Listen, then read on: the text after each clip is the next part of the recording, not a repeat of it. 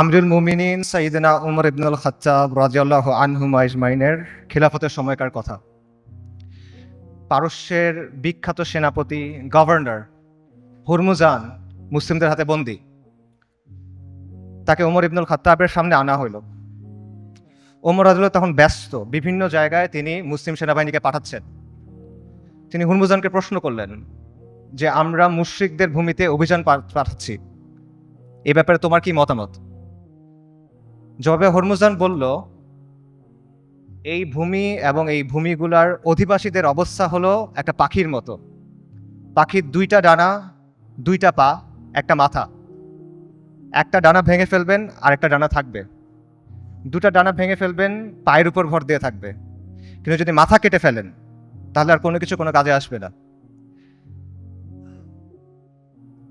মুসলিমদের শত্রুদের অবস্থা হলো, একটা ডানা হলো রোমের ক্রাইসার, রোমের সম্রাট, আরেকটা ডানা হলো পারস্য, দুইটা পা আর মাথা হলো খসরু।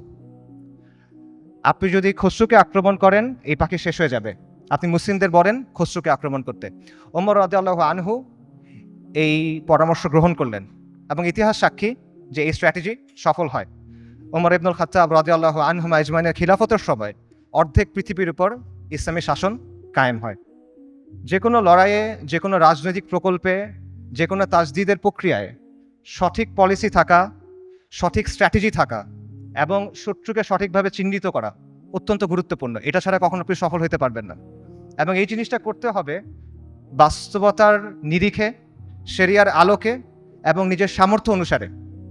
এটা জজবা দিয়ে করলে হবে না, এটা আবেগ দিয়ে করলে হবে না, এটা উইশফুল থিঙ্কিং দিয়ে করলে হবে না, অথবা হিকমার নামে সুবিধাবাদের মাধ্যমে এটা করলে হবে না।